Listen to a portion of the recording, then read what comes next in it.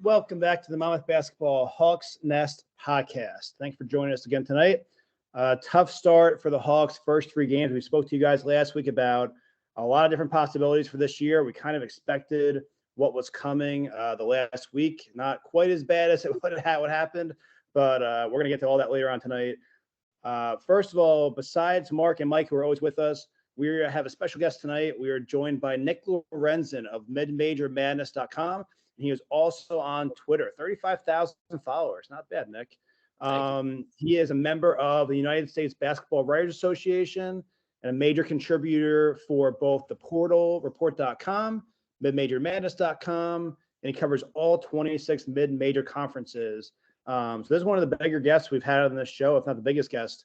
That's kind of out of the realm of just Monmouth and the Jersey Shore and the MAC in the past. So this is a big get for us on the show. For Nick, first of all, thanks for coming on.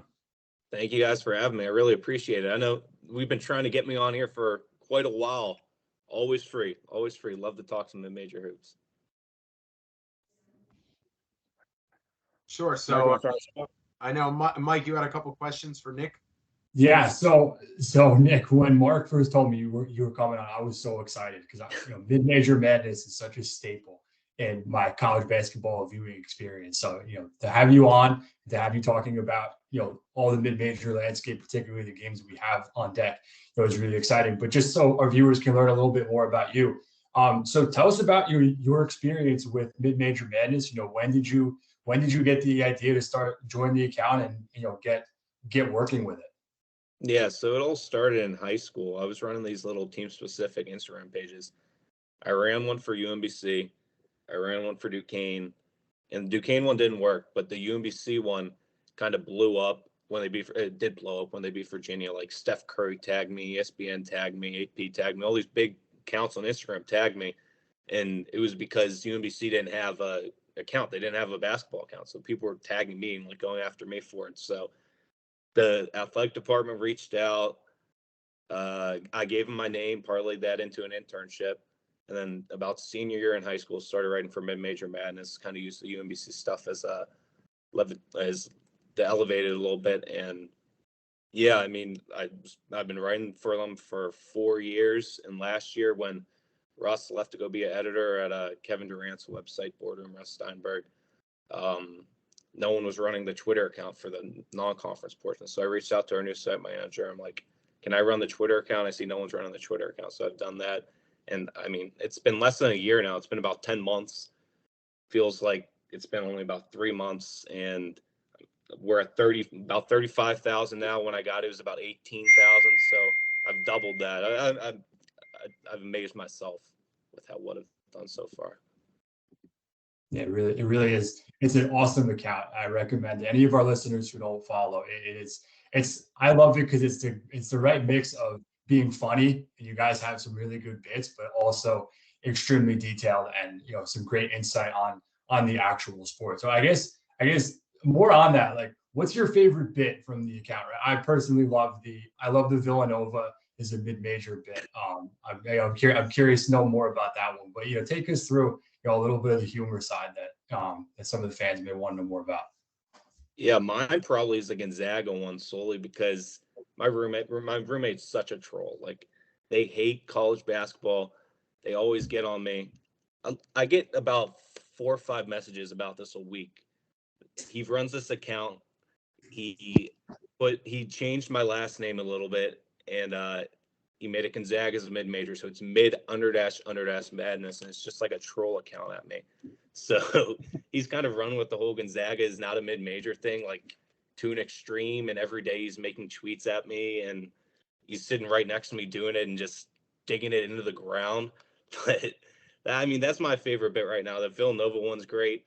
I know Russ started that one because I don't think he was too happy that UConn left for the American and then came back. Or he always wanted them in the Big East. He was happy when they went back, and Big East wasn't a mid-major conference anymore. But when they didn't have UConn, they were a mid-major conference. They need to get Pitt back, even though Pitt stinks.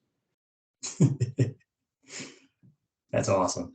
And I mean, I guess just to get your take on it, is Gonzaga a mid-major? If you want my opinion, I say yes. But I know this is a hot topic. So So what do you say?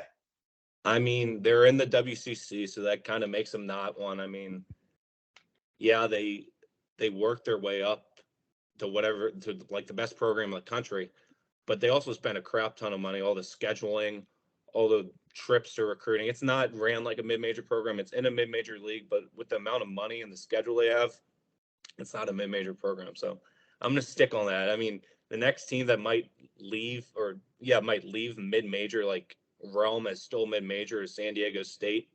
I know that there's been talks that they go to the Pac-12. We'll see, but Gonzaga's not a mid-major, and Villanova is. I'll compromise. I'll give you that Gonzaga is a high major program in a mid major league. How's that? Yeah, exactly. That's a very good. That's very good. There you go. And I guess right, being this dialed into this level of basketball, I guess how would you sell somebody who, right, maybe they watch, the Big East, people around here, maybe they watch the Big Ten, how would you sell them on this level of basketball in general? I mean, it's basketball at its purest form. Yeah, it's D1 level.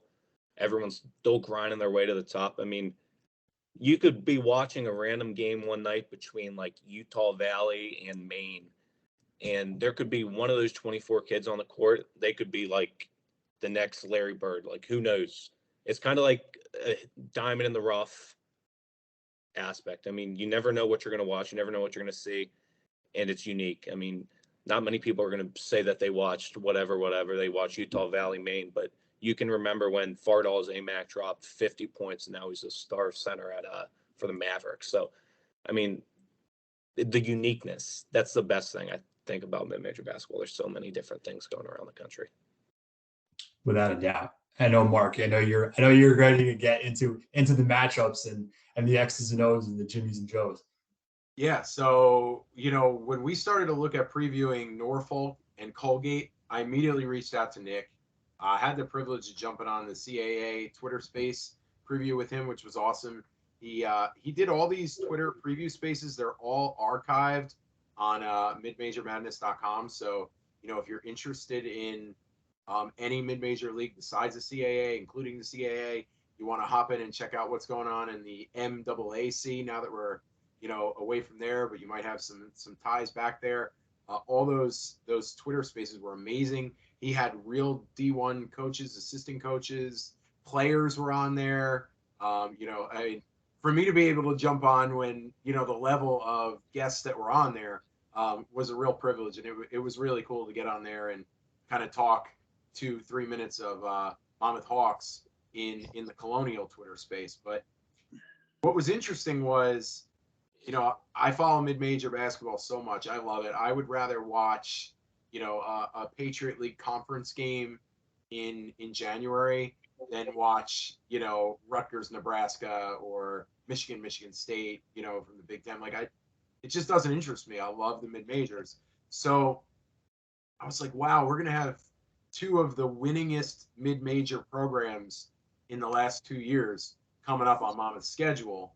And I reached out to him, and Nick and I have gone back and forth. We've been contacting each other on Twitter for years. I remember when the UMBC stuff blew up, and he had told me about it.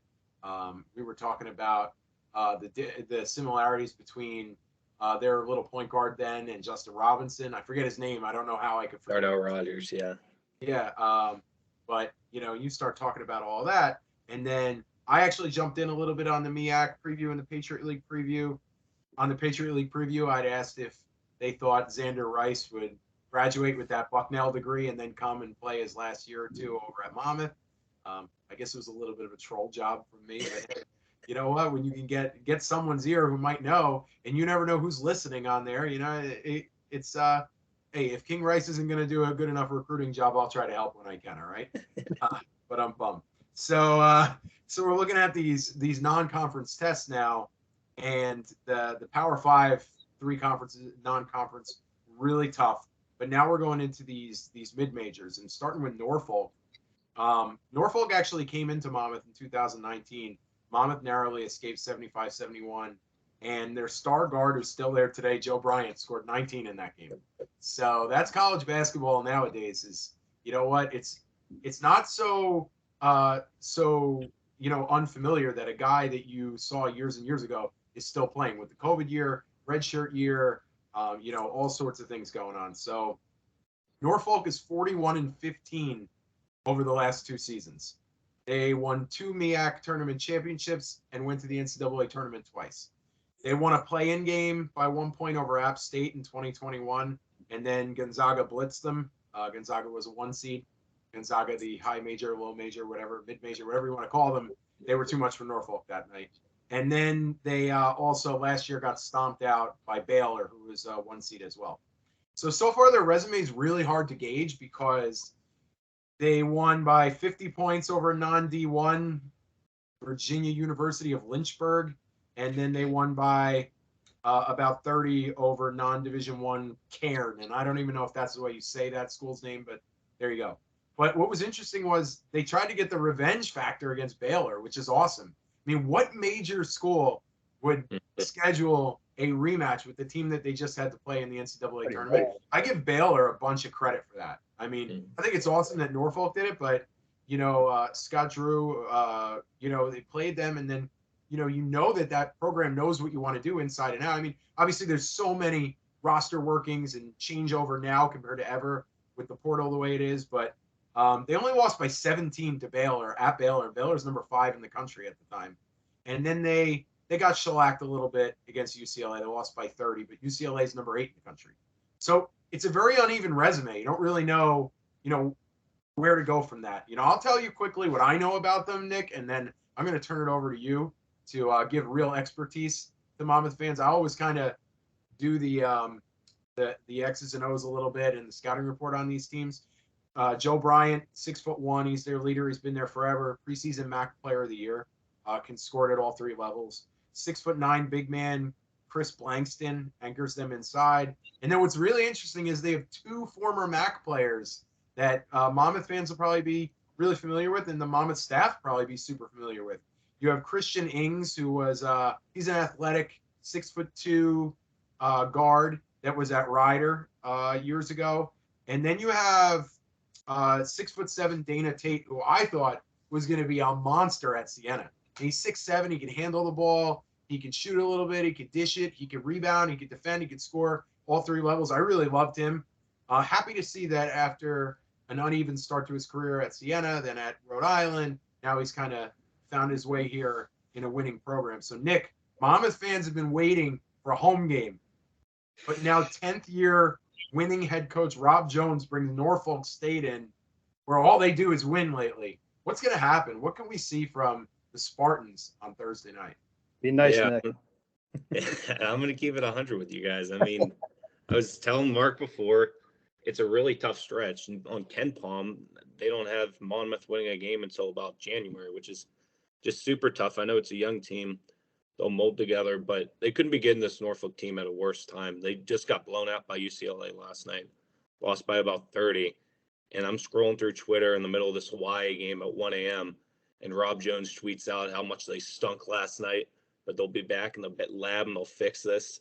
I mean, that's not something you really want to see from a program that's been great heading into your next game. I mean, that's a pure bounce back spot for a Norfolk team like that. But like you mentioned, Joe Bryant's back. Not often in the MEAC you see a player who won the Player of the Year before come back into the league. So that's a huge piece to them. They have a couple other guys coming in. They're one of the deepest teams, honestly, I think, in the country. Just with everyone they returned, they were all really effective for them last year. It's a really tough spot for Monmouth heading into this game. I think it'll be close. But Norfolk, you got Norfolk at a bad time. I think the only thing I'm holding out hope for to keep the game close is that Monmouth traditionally over the King Rice's tenure, really the last 8 years, has been very good at home. And even in years where we're not very good at all, we always find a way to finish over 500 at home. And usually we squeak a few out that we're not supposed to win. But like you said, coming off a UCLA loss, the coach is pissed off. I'm sure they're pissed off. They were running all day. And, it's a get right spot for them. And we're coming off 3 blowouts where there really wasn't any kind of game after the first 10 minutes of any one of them. It seemed like each game got to the 5 or 10 minute mark in the first half, and we actually didn't look horrible. And then the wheels just fell off, and the inexperience showed, and all three kind of did the same thing to us. And yeah, that's, even though we're home, these kids haven't played at home really for the most part, besides a few guys.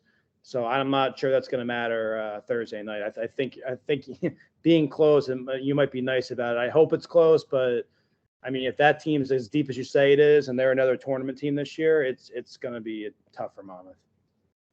Yeah, it's going to be, for lack of a better term, men versus boys. You have a lot of veterans on Norfolk, and you have an extremely young team here at Monmouth. So that'll be interesting. I got to say, I love that from Rob Jones, that he gets on Twitter, calls out his team, kind of calls out himself too, when he's like, the team wasn't good enough. Some of the coaches and the way they are on social media just makes them so accessible to the fan base. Really enjoy that from him. He was on that MEAC Twitter space with you when I was on there, and that was just amazing. So, all right, so Norfolk, they were, what did we say, 41 and 15 over the last 2 years. Okay, well, we're going to dial it back a little bit when we go on the road. We'll play someone who's not as good, right? Yeah, Colgate, 37 and 14 over the last 2 years, okay?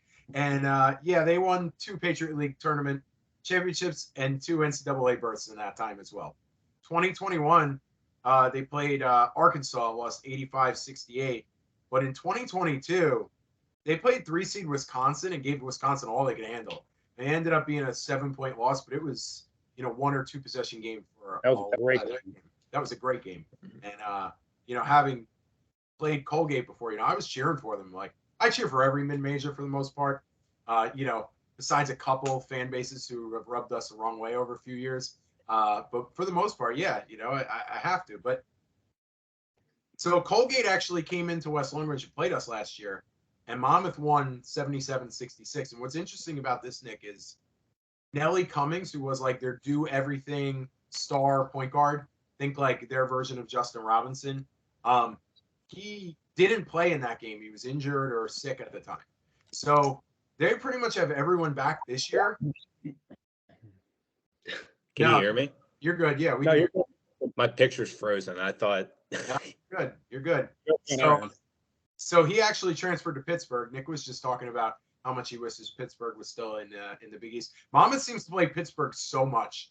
I don't know why, but we play Pittsburgh a lot out of the major schools that we play. But so they don't have Cummings anymore. So it's a transition year for them with that. But 88-87 loss at Buffalo. Buffalo is usually a pretty good MAC with 1A squad. And then they won by 9 at Brown, and then they had like a 30-point win over a non-D1 Wells. They'll play at Syracuse and at Duquesne before they host Monmouth. So it's a veteran core. You have Tucker Richardson, averages 18 a game. He's a 3-point gunner. He's 6'5", a super smart player, shooter. 6'10" senior big man Keegan Records, who, when you look at him, he does not look the part of a good basketball player. However, I think that he uses that to his advantage. And I've said that before, Mark. Be careful. Yeah, he said that. So Ryan said that a lot about Joe Rigoni for years, and then Joe had like 7 on us in the MAC semis, and we almost lost. I think he had 9 threes. And I said to Ryan, shouldn't say stuff like that anymore on here, but I'm going to say that Records doesn't look the part, but he is the part. He's 13 points, 8 rebounds. Then they have another 6'7" forward, Ryan Moffitt, double-digit scorer. He's a senior as well, so you got 3 seniors there that all started last year. They have a 6'11", 270-pound junior behemoth, Jeff Woodward, who's starting again this year too. What's interesting is Cummings is out. He goes to Pittsburgh. I hate that, by the way. Like I hate when a mid-major star is there. I understand he did his 4 years. He got a Patriot League degree, but it sucks. Like, it sucks for the fan base. It sucks for those other 4 senior, junior guys that are coming back. Like, it just sucks overall. I hate it. I hate Especially that. for a team that's not good. Yeah, that's what I was going to say, especially with a team like Pitt. Yeah, right. Like, and there. Johnson is at Pitt. Like, so there was going to be, a lot of competition for the basketball. It's not like, you know, they were rolling the ball out to Nelly Cummings and said, you could take 25, 30 shots a game because we don't have anything else, you know, and put tape against, you know, big power school guys for the NBA or whatever. But I just hate it. But what's interesting is they have a 6-foot true freshman from Seattle named Braden Smith, and he's averaging 12 a game, 6 rebounds, but his assist to turnover ratio is 1-to-1. Now, if you're a Monmouth player, a 1-to-1 assist to turnover ratio right now would put you on the upper echelon of players because we have turned the ball over nonstop. However, in general terms, and speaking for a team that was 37-14 or whatever it is the last couple of years, a 1-to-1 assist turnover ratio from an untested true freshman point guard from Seattle. I don't know how you get a kid from Seattle to commit to Colgate, but good for them. I looked it up. He had Eastern Kentucky offer. He had offer from Portland. So you know what, Colgate, you win, you get players. All right. So good for Matt Langle with that. You know, and there's not a much better degree. No offense, South Carolina, Monmouth alums, but there's not a much better degree available than a Colgate degree from the Patriot League. So, you know, I'm hoping maybe we could say, hey, that true freshman point guard, that could be the one Achilles heel that could really make things tough for them. But I'm going to turn it over to Nick, and he's probably going to make things look a little grim and dim for us as Monmouth fans here with the matchup with Colgate. Well, yeah, I mean, like you mentioned, they have that game against Duquesne, and they also have a game against Syracuse. So once again, it could be a little bounce back spot. But the thing is, they beat Syracuse last year, so they're going to come into that game thinking they're going to win again. There's a really good chance that they could also just win those 2 games, be super high, and then a young Monmouth team goes in there and bites them at the right time. So, I mean, it could go either way. You got to really look at these next 2 games. Like you mentioned, Nelly Cummings went to Pitt. That's a tough loss, but Matt Langle just rebuilds like crazy. Everyone he has coming in always produces. One of the best offenses in the country. If you remember during that COVID year when they made the tournament, they were like 8th in the net ranking or something because they only played the same like 4 teams. So Colgate's always been super interesting to me. Matt Langle's a great coach. He could have went pretty much anywhere this summer. I know he was linked to LaSalle. He didn't want to go to LaSalle. He's been dominating in the Patriot League, though. I mean, he's been doing a great job. It really depends on these next 2 games. I feel like if they do win one of those 2 games, Monmouth will win. Interesting. Well, I wish that the Drame twins didn't want to go to LaSalle. I'll just put that out. Ultimately chose LaSalle over Monmouth out of the portal. So that was a little tricky. Before we move on to the CAA this year, Nick, can you just touch on what it meant for you as kind of a flag bearer for mid-major basketball with St. Peter's run last year in the NCAA tournament? Yeah, that was great. I remember the second round. What was that against Murray State? So I went to the tournament in Pittsburgh Friday. Sal won on Thursday, so I already had all that pumped up in me. And then on Saturday, that was Saturday, right? Yeah, Saturday, they played on CBS against Murray, and Ian Eagle goes, "This has been mid-major madness." I'm like, holy cow, look at him. I sat right next to him in the A10 tournament. Maybe he looked at my card. I don't know. He also has a burner Twitter account somewhere out there. Who knows where it's at? But yeah, that was a great run. That was so much fun. They made it all the way to the Elite 8. Had me cheering them on every night. And I said before the game, I was on a podcast that Sunday night, Selection Sunday, and they're like, "What do you think is going to be the biggest blowout of the tournament?" And I'll eat my words. And I said St. Peter's. I said St. Peter's was going to be the team that was going to get blown out, and Kentucky just didn't show up. I thought Kentucky was going to win by 30. They just didn't show up, and then St. Peter's kept winning. They beat Murray State. They beat Purdue. It was awesome. It was a great 2 weeks. I love when teams do that. So real quick, Mark, before you jump back in, I got a lot of heat on Twitter because I was at AC with Mark, and I had a couple comments going to the Kentucky game, and for whatever reason, my heart was still kind of in my stomach, and I just couldn't root for St. Peter's that night. I just couldn't bring myself to do it. It was only a few days after the tournament, and I had every MAC fan coming after me on Twitter. And then I'm like, all right, they won the game. They beat Kentucky. And, they win that game. And Monmouth fans were kind of like, oh, the ref doesn't blow the call at the end of the MAC game. Monmouth could have made this run. Could they have won a game? Sure. But St. Peter's plays a different kind of style of basketball. Like Monmouth could have gotten to a shootout, a 90-85 with somebody, but St. Peter just gets under your skin and touches you and fouls you the whole game. And most teams aren't used to playing against that. And that was kind of their recipe. They just played an off brand of basketball that hasn't been seen for decades, and they play the way that they play. And, they played Murray State, and I'm like, all right, I'm not going to root against St. Peter's tonight. This is pretty cool. And they're winning the game in the end. I'm like, I got to root for them these last couple minutes here. And then they're playing the next round. I'm like, I got to root for them now. And then I hate North Carolina because of things between our programs. And I was definitely rooting for them that night. So I had to jump on the bandwagon eventually, but I got so much heat for rooting against them in the first round, but I couldn't stomach it. And then I'm watching this happen. I'm like, oh no, we were that close to this. And, You came around though. You came around. I came around. I had to. I couldn't root against them versus the high majors with Purdue and Carolina and even Murray State. But I came around. That first one was just hard to stomach, but it was a cool run after that for sure. Yeah, and I'll show my age here real quick. Shaheen Holloway was the first college basketball player that I loved watching play. So it's kind of weird because, when he started coaching at St. Peter's and Monmouth was playing against him, like I was almost starstruck that it was Shaheen. And I hated Shaheen that night in Atlantic City, but as soon as that was over, I turned the page and I was going to cheer for him. And I haven't really liked Seton Hall basketball in a long, long time. But the fact that, and I don't usually cheer for Power Conference, I love Shaheen. So, I'm all about hoping to see him do great things at Seton Hall. So we move past the MAC now, and Nick, Monmouth moves into the CAA. And we've discussed a little bit of the CAA. I think the bottom of the CAA is pretty bad. And I think the top of the CAA is really good. And I think the middle is very average. So, but I'm not as informed. Like I tell everybody, I know everything about Hofstra.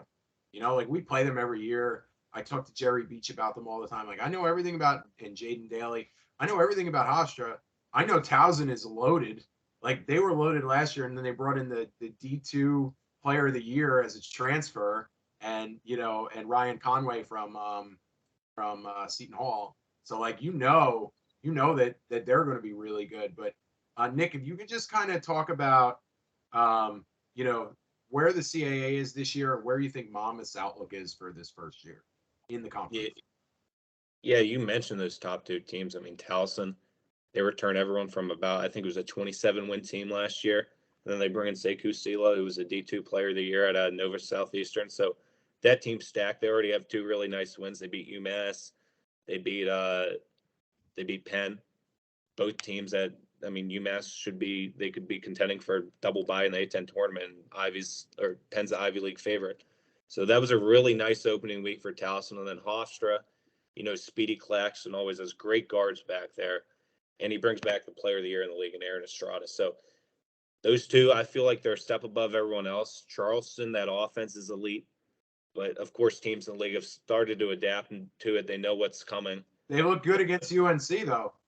They did look really good. They were up like double digits in the first. They both good. Ryan and I and Mike, we have our Monmouth podcast text, and I hate to cut you off, but like we're watching Wilmington, we're watching Charleston against UNC, and we all hate UNC now, like because Hubert Davis backed out coming for a non-conference game that was agreed upon with Coach Williams and Coach Rice. So we hate them. So we're watching and we're cheering for these CAA teams that should be our rivals, but who gives a crap? We're going to cheer against UNC any chance we get. Now, I even cheer for Duke against them. I don't care. So we're there and we're watching, and we're both like, damn, both these teams look really good. And Towson and Hofstra are supposed to be better. Like, this could be a little rough. Yeah, it was crazy what they did. And then last night they blew a 21-point lead to Richmond.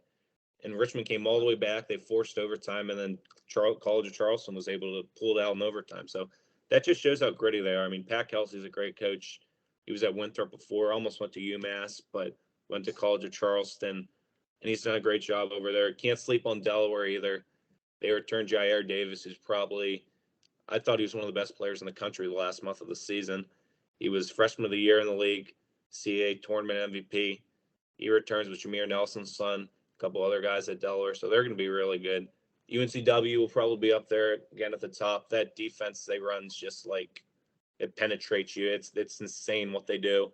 Northeastern, I feel So Ryan Northeastern, will hate UNCW because they'll be his new St. Peter's. they are pretty much St. Peter's. Yeah, There you have someone to hate. there you Yeah, go. He has UNC Already- at the beginning. Of already the season. start. You're not gonna have fun with UNCW. UNCW makes like the other thing is they'll go up about 10 points. Oh, they'll be down about 10 points, and then they'll just magically come out of nowhere. They always found a way to do that. Takeo Sittle's a great coach. Northeastern, I think, is going to be moving back up. Billy Cohn doesn't usually have multiple bad seasons in a row. Last season was probably his worst season ever, but he had injuries and some eligibility issues, so they couldn't play their full potential. But I think that they're going to be right up there at the top again. NCAA has some nice transfers, but then at the bottom, like Mark mentioned, it's really just a crapshoot pretty much. Yeah, I don't know what to expect out of Elon, William, Marion, Hampton. I mean, Drexel, Stony Brook always seems to do well, but their whole team got injured heading into the season, so that's going to be tough. So I can definitely see Monmouth finishing in like a 6th or 7th spot in this league. They should, if everyone molds together like I'm expecting to, and for them to move back up, I feel like they'll finish right in the middle of the league. So there you go, Hawks fans. Nick gave you some real reasons for optimism, which he's a true pros pro because he knew that this was towards the end of his part of the segment and that he wanted to go out with those rose-colored glasses. I know. View of the Monmouth Hawk fans. You just set me up. Set me up. There you go. Hey, you're only as good as the teammate that gives you the assist, right? So, Nick, we wanted to thank you so much for coming on. This was amazing. One last question for you. The step up from the MAC to the CAA, how drastic of a change in talent level will Monmouth fans see? Now, obviously, Iona, St. Peter's last year, Siena's always really good, but like that bottom of the MAC could get pretty gross some years. So, you know, what is the talent differential? Will we see that big of a differential, you know, in the CAA from top to bottom versus what the MAC was the last few years? Over time, I think the CAA will be a better league. I mean, as of now, the MAC is probably a better league just because, you know, Iona came in and everyone's really recruited really well. They're trying to compete with Iona. The MAC just over these last couple of seasons has really took steps back up to being a great league again. In the long run, CAA will be really good. But as of this year, there's maybe only like 5-6 really good teams at the bottom. There really isn't. I mean, you can beat anyone like handily, but in the MAC, it was any given day. What was the difference between the teams at the top and the bottom? It was not a lot, if I remember off the top of my head. Everyone came out. Every game was close. It was a battle every night. I feel like in the CAA, you're going to get a lot more blowouts, either side. I mean, Ryder was the 8th seed and knocked off #1 Iona. That was the shocker. We were watching that from home, and then the next night we go to play Ryder, and it was a dogfight again. We were a good 4 seed and played them, and the whole tournament was just kind of up and down for everybody. Yeah, and I believe Ryder was either 1 or 2 games out of a top 5 seed. Yeah, they were close. So like, yeah, it's the MAC was fun. I've gone on record as saying that I'm really upset that they left the MAC. I think I'm really going to miss it with the local rivalries and the ability to get to a close game and you know, see guys like Steve Masiello coach. Feel badly for him with what happened up in Manhattan. You know, see Rick Pitino coach was awesome. You know, deal with the disgusting Siena fan base. Ryder fan base. Yeah, but it was a lot of fun. So now we have to find new allies and new people to hate here in the CAA. And you know, Nick, we appreciate you coming on and helping us get started with that. I appreciate you guys having me on here. I'm always here for you guys whenever you guys need me. Love talking CAA hoops. My favorite league. Probably my favorite league. Thanks, Nick. You're always welcome on here. We'll have you back on soon. Thank you.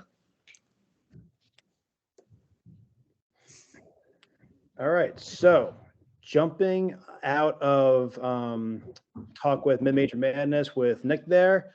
He did an awesome job. He's a really good Twitter follow. Make sure you guys follow him if you're on Twitter. So let's jump into the last 3 games. We're not going to dissect these and beat them to death. We know what happened. We'll kind of overview them a little bit, and then we'll kind of take some fan questions and go over a few other things. We'll start with Seton Hall, our opening game. I was there for the game. I was a representative there. Had nice seats. I was 4 rows behind our bench. Awesome seats. Got there right at game time with traffic. And by halftime, we found friends that we knew were at the game, and we wound up sitting under the opposite basket. And like we just had to sit with somebody because it was kind of rough to watch. The first 5-10 minutes of the Seton Hall game, it was kind of the theme throughout the whole week. They didn't look out of place. They didn't look overmatched. They were kind of hanging in there. A couple buckets for Foster here and there, and they just got outclassed after that. And I think it was a 16 or 18 point deficit at halftime, and it just grew from there. The alley-oops and the fast breaks started, and as King kind of talked about a few times in the press, the wheels kind of fell off on them. We kind of expected it. It was Shaw's first game as Seton Hall head coach, at least at home. And you knew they were going to be fired up. The student section was packed. There were, 80, 90 rows deep, at Prudential. They were a sea of blue behind the basket. And, it was fun to watch, that Seton Hall crowd come alive, but not fun on the other end of it. Overall, I mean, Foster had a good night. I'm getting to the stats here. Foster had a good night with 18 and 15. That's as much as you can possibly ask out of that kid. He couldn't have done anything more. And even in the first half, Shaw had his number because he's played him before. He knows what Foster does and where he likes to go and find his spots and give that little baby hook. And he knows he's so effective. And he had him locked up for most of the first half. And then second half, they loosened the screws a little bit. Foster kind of got creative out there, and he wound up with 18 and 15. So good for Miles figuring things out. Then after that, Teron Allen had 11, had some nice drives to the basket. Vuga had 6 points and 7 rebounds. And that was really it. Like, no one had more than 5 after that. It was just so hard to find points. We were 2 of 20 from 3, under 30% from the field. The rebounding and the turnover ratios weren't that bad, but we had 23 of them, which we'll get into more in a little bit with turnovers, which is a constant problem for us right now with this young team. But overall, I mean, it wasn't a pretty game. We were in it for the first 10 minutes, and then we weren't. So anything from you guys about Seton Hall before we move on? Nothing for Yeah, I think – go ahead, Mark. Nothing more for me except for, you expect the first game to be ugly, and you're never going to really beat a Shaheen Holloway team in an ugly game. So, as soon as I saw the way that game was going, you knew that Monmouth wasn't going to be able to out-tough a Shaheen Holloway team. Yeah, I think so. And I think with that said, too, I was pretty impressed with how well we did on the boards. I mean, 46 to 42 in rebounds is really not all that bad considering you're playing, a Big East team. I did think that we struggled a little bit to move off ball in terms of cutting and setting high ball screens. And I guess that's to be expected of a young team. And I think with that said, one of the previews that we were looking for early in the season was that we would get out and run on a fast break. So I think it came to me as a surprise that we didn't really pick up the slack in that area, and we kind of lacked a bit of chemistry. And maybe time will tell that would become something that would be a strength. And not to get too far ahead, but I think we did see a little bit more of that towards the end of the Illinois game. I think with regards to the field goal percentage, that doesn't concern me too much, especially considering how young the team is. And it's easy to look at our highlight tapes of our recruits and say, all right, well, they're able to make shots in high school. Why aren't they making them now? And it's adjusting to the physicality of playing Division I basketball, right? All the things that you have to do now to get open are so much harder when you're playing against grown men as opposed to playing against high school kids. And as they get more fit, as they start to fill out, you're confident that it'll take less for them to get open, and they'll start getting down to that muscle memory where they can make open shots. And this isn't by any means a moral victories podcast, but to be in that situation where you are down around 30 points late in the second half, we did start to see some quality reps out of the team, and that's really what you're asking for in that spot, right? You're playing a bye game, and at the very least, let's get some good reps and something we can build off of. And obviously, The score wasn't great, but I think that's something they at least took away.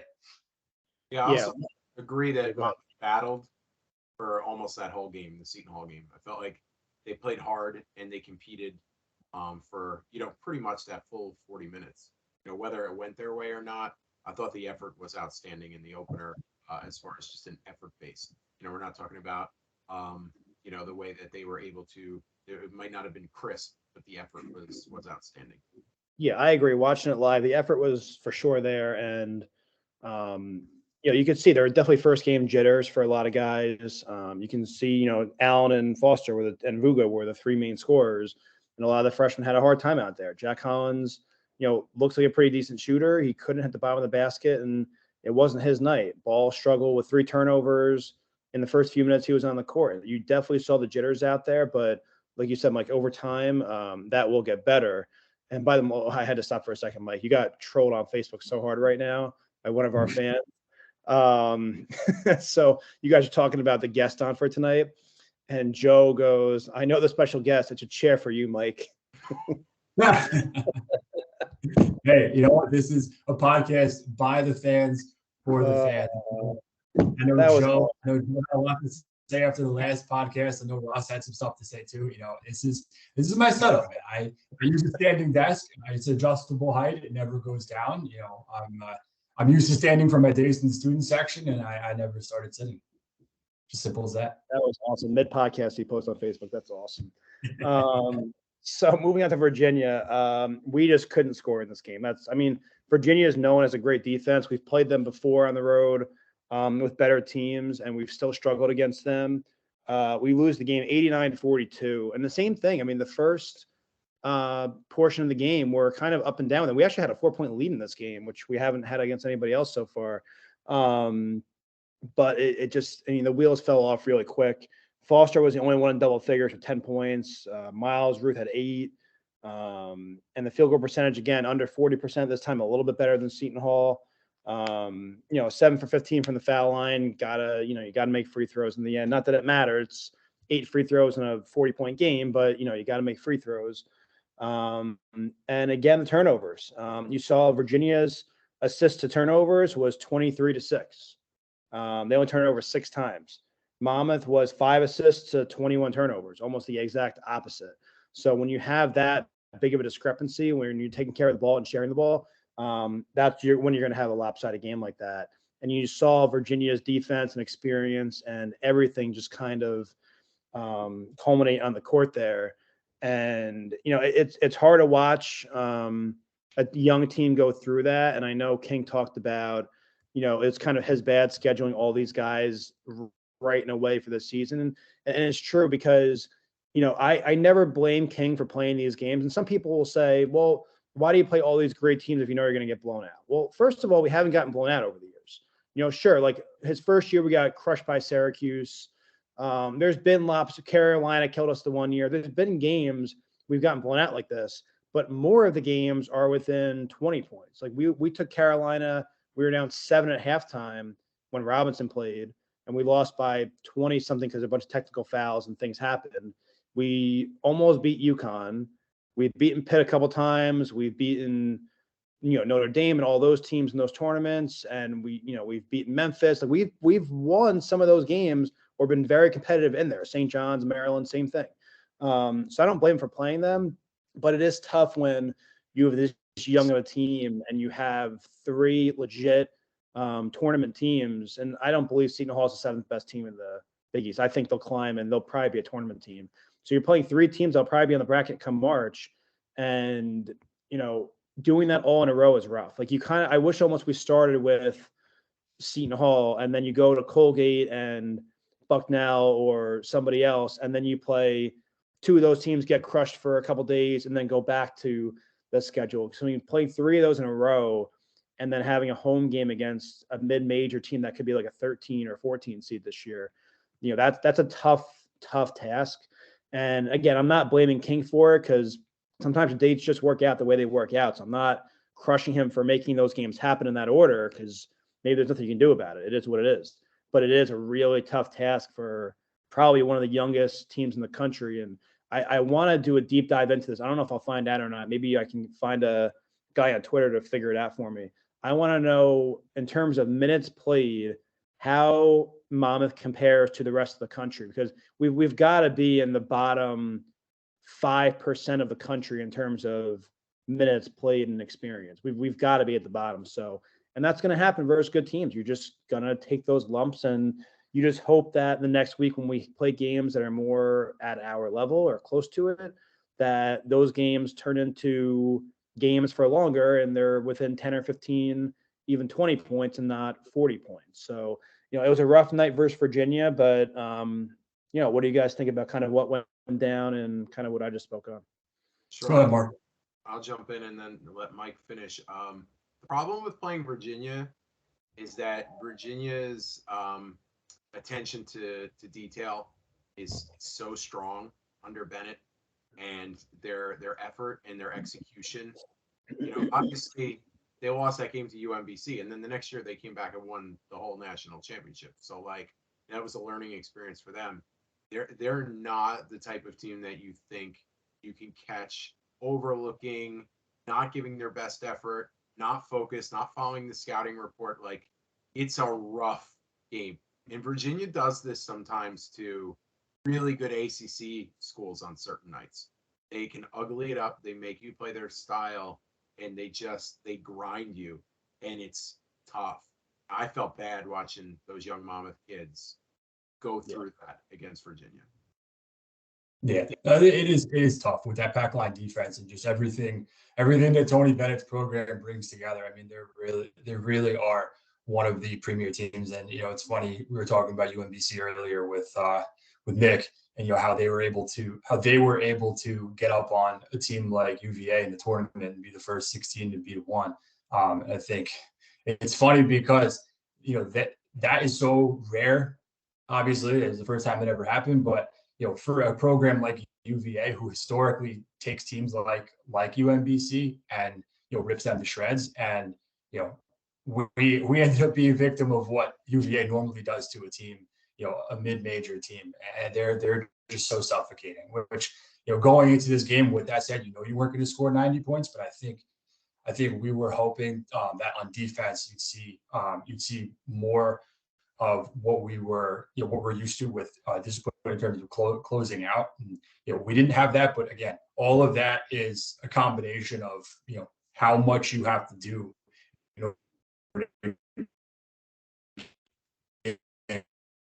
open and get good. A combination of different about the schedule and everything leading up to it, and maybe in hindsight this wasn't the move to get 3 teams that could easily have been ranked when you're only bringing back 15% of your scoring. But I mean, it is what it is. I mean, at the very least, we get a paycheck out of these games, and it helps build our athletic department.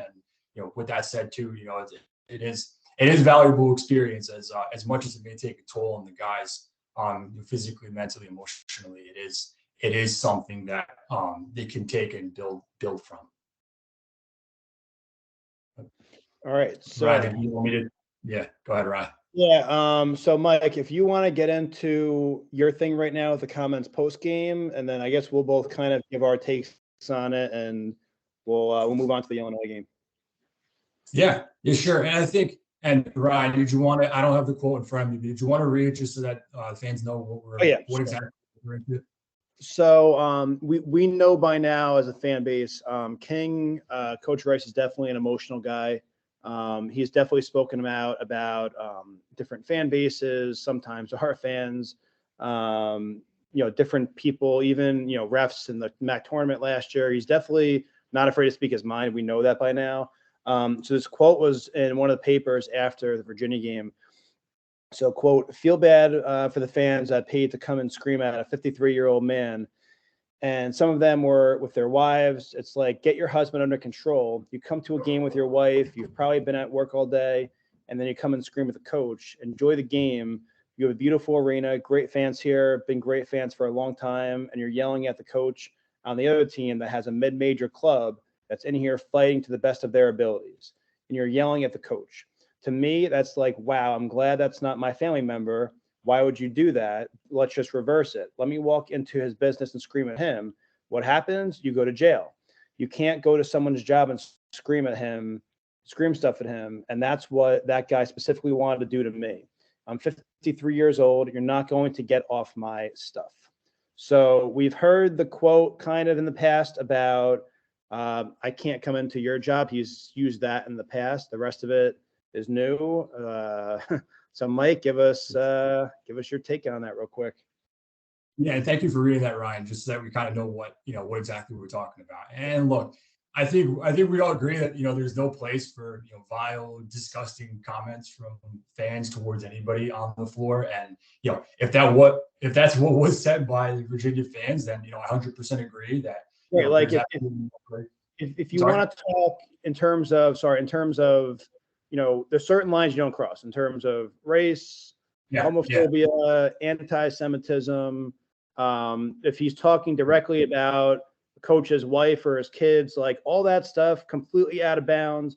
And we don't know what was said, but things have been said in the past that weren't like that. And we've gotten this quote. So we don't know exactly what was said. If any of that was said, this conversation is moot and it is what it is. The guy's a jerk and shouldn't be allowed back in the basketball arena. We don't know what was said. So now we're having this conversation now. We weren't told what was said. Exactly. And like you said, like as of right now, that's it's not reported to be the case. There are unfortunately instances like that happen in college basketball. You heard about the BYU incident, a few months ago, and even the Utah State incident a few years back. So, like you said, Ryan, that's not what we're talking about here.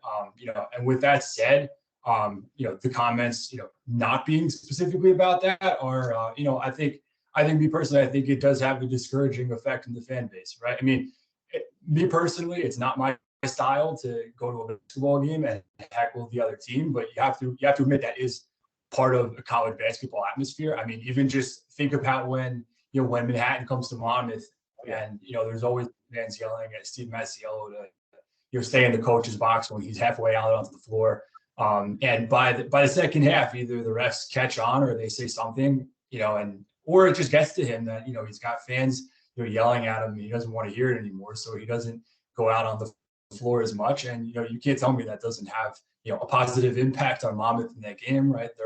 The road coach can't coach the way he wants to, and like that's all part of the fun, I think. So when you're asking alumni and locals and students to come out and be passionate supporters of your team, like there's a lot to overcome when the head coach is pretty regularly making comments like this that suggests like it's weird or like you must have anger issues if you yell at the other team. I mean, and in so many words, right, saying that like, look, this is a mid-major basketball game or a Monmouth basketball game, it shouldn't be that big of a deal to get into the game, and that's I don't think that's fair, right? It's basically telling people that the program's not worth their time, and that's so not true. It's absolutely worth your time, right, to be a Monmouth fan, right? For the past 5 years or so, the building has only been half full, and we all knew this was going to be a rebuilding year, and despite that, there's still plenty of people in the university and around the university, alumni, volunteers that are working really hard behind the scenes to get as many fans out to games as possible, and encourage people to be involved in the Monmouth fan base. And so in my view, let's be encouraging people to come out to games and act like they're at an exciting college basketball game, because that's what we need that energy. Mark?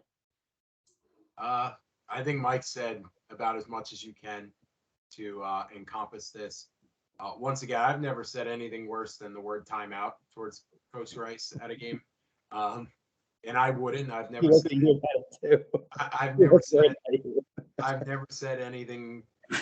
like that to an opposing coach as an away fan.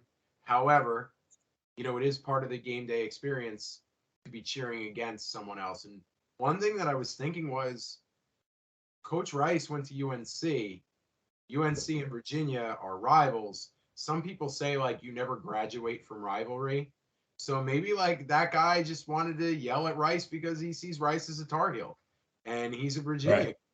Yeah. And maybe they're both in their 50s, but that guy doesn't want to, let that go. And Coach Rice is in a public spotlight where, he couldn't go to the ACC tournament and start yelling at John Shire because, he still hates Duke. But, maybe part of him would like to yell at John Shire or Coach K because he hates Duke. So, he's in a public, a very public job, and there's a lot of eyes and ears on him. So he can't behave like that. And I'm not saying that anyone should behave in any way crossing the line, but it would make sense to me that, hey, this guy's in his 50s. He was an undergrad when King went there and beat them with a shot at UVA. He wanted to go to that game, cheer for UVA, and maybe say a couple things, negatively to King because King's a Tar Heel, not because of any other reason. And I think that's okay. I think that's part of the fun, exciting, interactive chance that you have at a college sporting event versus pro. Yeah, I'm with you there. I mean, when Tim Cluis at Iona made comments about Monmouth when we got snubbed. One of the papers asked him straight up when we got snubbed the next day, well, what do you think about Monmouth not getting an at-large bid? And he said, word for word, if they were supposed to be in March Madness, it would have been in March Madness. I'm like, wow, that's all we get for 27-5. Like, after that, I couldn't wait to get to the stadium to boo him next year and talk to him the next year. And, I'm not saying he's a bad guy, but he said things against our program. So I wanted to boo the guy. Again, like I said, certain lines you don't cross. But the other thing is, he is in a public arena where it's not professional sports, but it's college Division I sports. Like if you're a fan going to TCNJ Montclair, a D3 game, and there's 40 people in the arena and you're heckling the coach, all right, you're somebody's drunk uncle and you're not going to look so good because what are you doing at a D3 game when you're the only guy yelling? Like you might as well go to a 5th grade game and do that. But Division I, like you have thousands of people at these games. You're not going to be able to control all of them. And, number one, you're scheduling these big games and these fan bases, how they are. And that's part of the deal. You're also making a lot of money, north of $500,000 a year. And that kind of comes with the job description. I'm not saying the guy's right for coming and screaming at you the whole game, but you're getting paid that money, and that's kind of part of the deal here. When you go to, Carolina, you don't think Hubert Davis is getting destroyed by every Duke, Virginia, Miami fan he goes to? Of course he is. They're probably saying stuff behind the bench to him the entire game. They're probably taunting his bench the entire game right behind the kids. Like that's the game I want Ryan Kinghorn to be four rows behind the bench for. Oh, I would. Wow. Listen, I would pay if they ever came to Carolina. If they ever came to Monmouth, I'd pay a lot of money, an unhealthy amount of money to sit behind that Carolina bench and just go at him the whole game. I wouldn't care. But if you go to professional games, you have guys doing that. Like people taunt at games. It's not right, but that's just the part of the job. It's an ugly part of the job.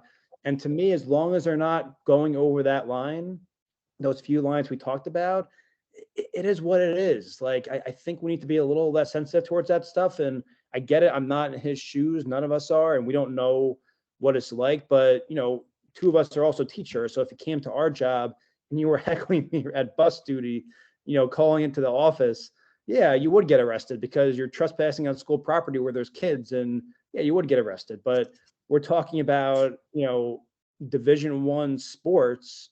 And it doesn't matter if you're at Monmouth or Alabama, like this is part of the gig. And, I don't want to be insensitive to him about it, but, it's one of those things you're going to have to look past, especially if he wants to be a high major coach. And we've talked about this off the podcast, so I'll bring it on now. He's interviewed for Vanderbilt and North Carolina and some of these big time jobs. If you think the heckling is bad at Monmouth and when you go to Iona or Ryder and those kids, the 20 idiots in the first row heckle you, like, I mean, wait till you get to one of those schools. If he gets one of those jobs, they're never going to let him hear the end of it. They're going to research your history. They're going to research your family. They're going to go at you with everything. And it's going to be every night, not just once in a while. Like, I don't think Elon or William and Mary fans care about King Rice's past. If you go to an ACC school, a big time school, they're going to look everything up about you. And it's not an easy thing to deal with. And it's something those guys get paid millions to do. And it's part of just blocking it out. So, I don't know. That's really it for me. I think it's just something he's got to learn to just block out. And if it was crossing the line anyway, obviously the last 10 minutes we spoke about mean nothing because it's out of bounds. But Yeah, and we don't know if someone crossed the line, then we apologize for putting a take on this, but it is our responsibility running a podcast about a team when something like that comes out to address it. There's also been quotes before where we know it wasn't crossing the line and we still have comments like this. So you don't really. And that's the big thing, right? Because when it is, you hear about it, right? Like the incidences I mentioned before, there were like internal investigations into conduct at the games, and you heard all about it. We didn't hear anything about that, which kind of tells us that it's really what we're talking about is just fans, just kind of being relentless towards the coach. Right. I mean, I was at a Yankee game 7 or 8 years ago, and the girls in front of me, the poor guy, I think his name was Joe Inglis or something, and he was a left fielder for the Blue Jays, and these two women just relentlessly just went after this guy the entire game, like from first to ninth inning. That's for 3.5 hours. So like that's just kind of what jerky fans do sometimes. Like, it's part of it. So let's just quickly go over Illinois. We're a little over an hour, so we're going to try to fly through this a little bit. There's not a lot to talk about anyway. It was a rough game. And then we'll get into a couple fan questions and we'll get out of here. Illinois knocked us out 103-65. It's one where you feel okay at 16-9, and then the wheels just completely fall off. It got from 16-9 to like 41-19 like that. It was like blink of an eye. We went from down 7 to down like almost 30.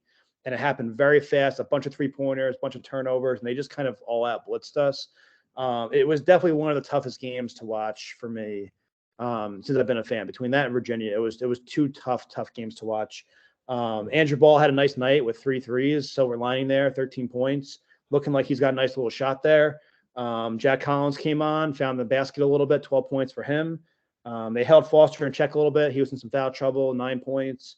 Miles Ruth, decent, 6 points, 5 assists. Jakari got some shots in with 8.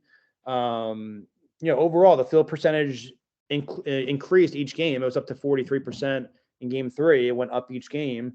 The free throws were better, but you got destroyed on the boards, and you had 24 turnovers. That's 3 games in a row with over 20 turnovers. And, with a young team, it's expected, but it's some stuff they're going to have to cut out. And the more they play together, the more they figure out these rotations, that should start decreasing. Because in the past, it's Ray, Dion, Diego, Traore, and whoever the small forward was at, McClary or somebody. You knew it was typically those 5 guys unless somebody was sick or hurt. You knew it was Robinson, Hornbeek, Seaborn, Dion, and Brady or Tillman. Like, you knew the group. Right now, you could throw those 10 or 11 names in a hat and mix them up, and no matter who gets spit out, you're like, okay, that's our lineup tonight. There's no really clear-cut leaders on this team yet. Miles is kind of the point guard right now, and Jarvis would be the center if he was here. But other than that, everybody is kind of interchangeable. So once they figure out those rotations, and they're used to playing with each other, those turnovers should decrease a little bit. But overall, it was an ugly game. I think everybody was thankful that it ended. It was just a rough end to a 3-game stretch, and I think we're all happy to move on to more realistic competition. So, a quick word from you guys before we move on. Yeah, one concern. Yeah, I think that if nothing else came out of that game, it's that I think you learned about Andrew Ball and Jack Collins, that one of them has to be on the floor at all times, right? Like that's now your win. Either one, or if not both, are on the floor at the same time, because they looked like yesterday was their game where, I mentioned before, I was foreshadowing a little bit about getting used to that, physicality and getting open and everything it takes to, not only get yourself in position to shoot, but then go and take that shot. Like, it looked like it started to click for them. So, if you got nothing else out of it, that this is the most physical team you're going to play all year. And now these guys look like, they're playing with a little bit of confidence. I think, like you said, it's kind of a burn the tape game, but if nothing else, if those guys feel like they're, this is all right, I'm here, I'm a Division I basketball player, then awesome. For me, I'm a little concerned Teron Allen didn't start the game and only played 13 minutes.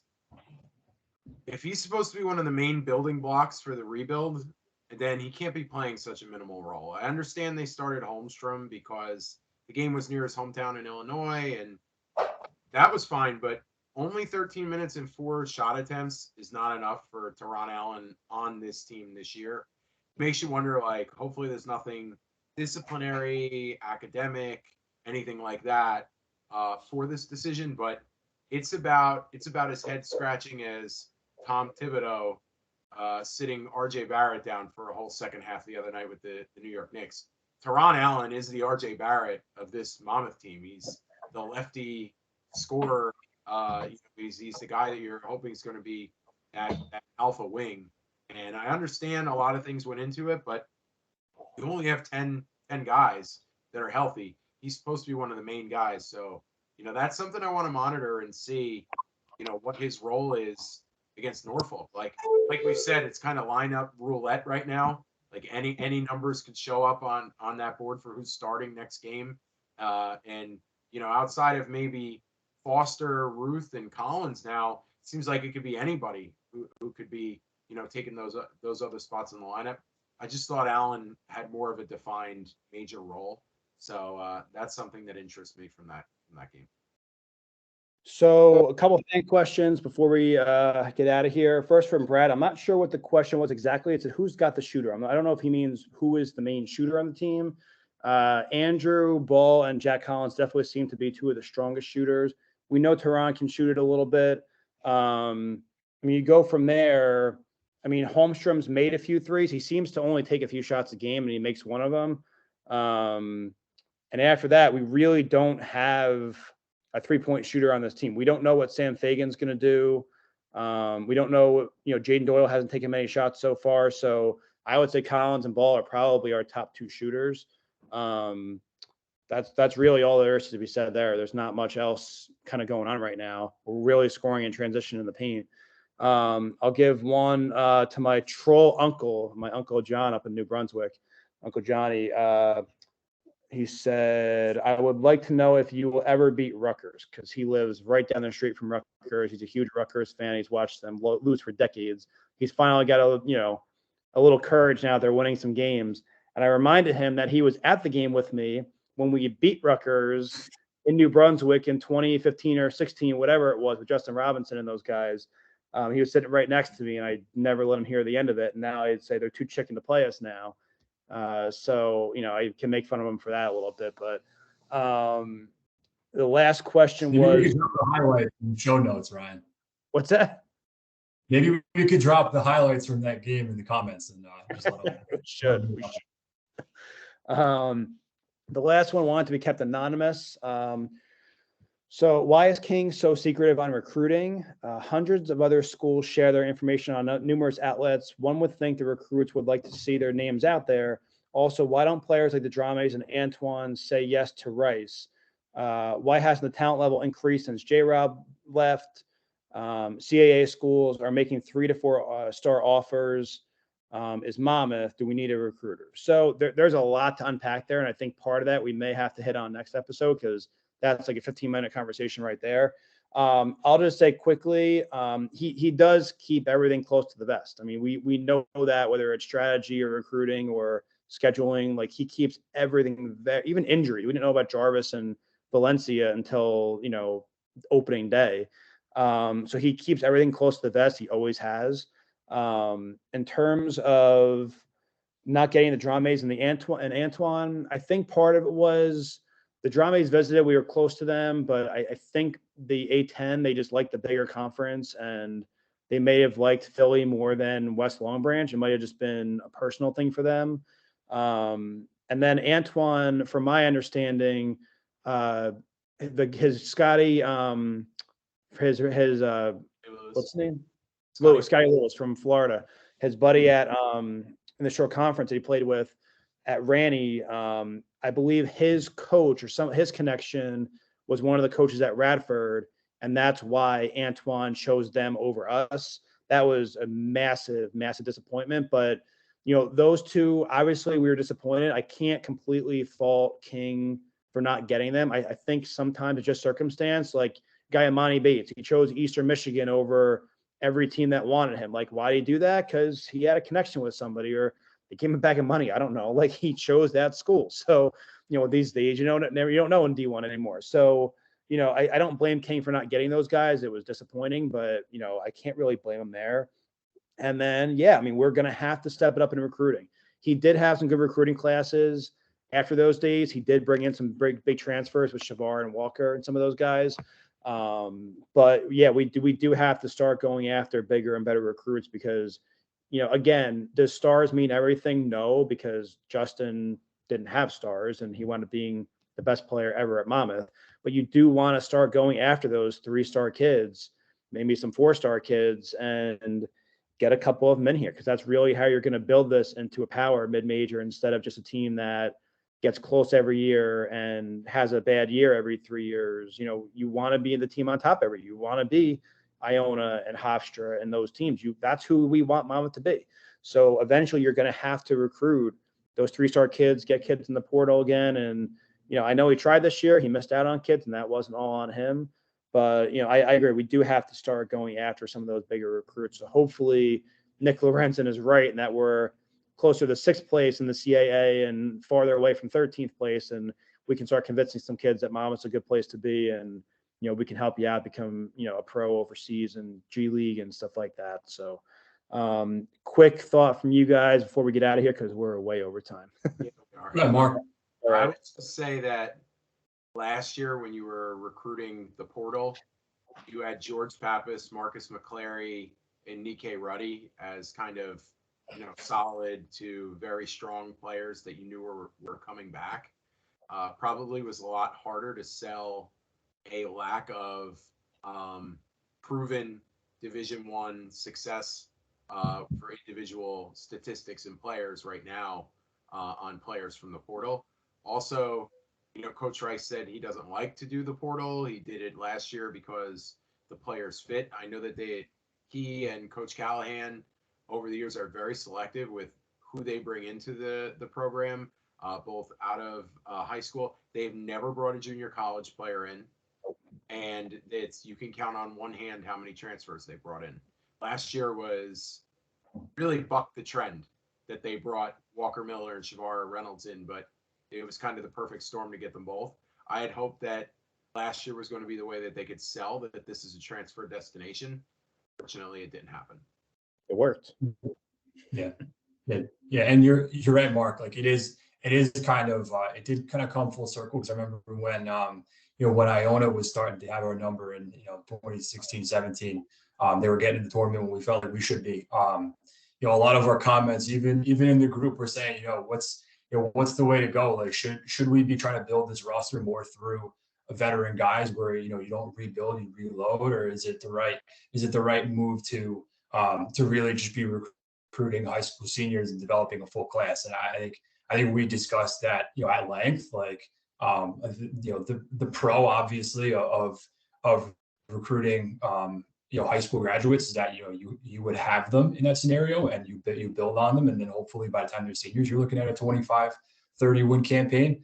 But I think with the portal and just the way college basketball has even changed as much in the last 5 years, it is more of a mix, right? Maybe the right answer is that you need every incoming class needs to be half and half. Maybe it's half juniors, maybe it's a veteran junior junior senior transfer who comes in and is ready to go, like a 1A or a premier point guard, and a big man, kind of like we saw with Shavar and with Walker, and then you have a couple freshmen scattered in there who kind of grow so that it turns over. But it's hard, right? Because then it's like, all right, well, if you recruit a guard who's who like Miles Ruth, who was behind Shavar Reynolds, like he's got to play at some point, right? So it's it's not envious to try to manage all that, like you said, Ryan. Like it's why you get paid the big bucks. That's why you get paid the big bucks, and and that's why you're in the head coach's seat to go figure all that out. And and I think it's a good situation to have, right? You're moving into a new conference, you got challenges, and it's going to be hard to pull this program forward and really get them to start winning right away. But I think we're all hopeful that it will get there. And I mean, with that said, next game's Thursday night, right, against Norfolk State. We talked all about it. It's a winnable game. It's our first home game. We're hoping to get even though we didn't have good scores in the first 3 games, we're hoping to get some folks out there. There's no COVID protocols at the games now. You don't have to wear a mask. Get out and watch a regular college basketball game. Get out there and yell at somebody. What's that? Get out there. Get out there and yell at somebody. Yeah, be excited. Make it a great atmosphere, right? Like we talked about. I don't want to beat it to death, but get out there and have some energy, right? It's college basketball. It's supposed to be fun. Let's go make it fun. All right. Like, so let's make it fun. Get out there Thursday night, 7:00 home at the Ocean First Bank Center versus Norfolk State. Got a big couple weeks coming up. We are at Colgate after that. A couple days later versus Cornell after Thanksgiving, at Lehigh, and then a big showdown at Rider. First time in a while we're not in the same conference. So that should be a fun game where they're going to come after us with everything. So we'll see how that goes. But thanks everybody for listening. Let's move on to a new week of Monmouth basketball. Better things ahead, hopefully. And this team's moving on. All right. Thanks for listening. Have a good night.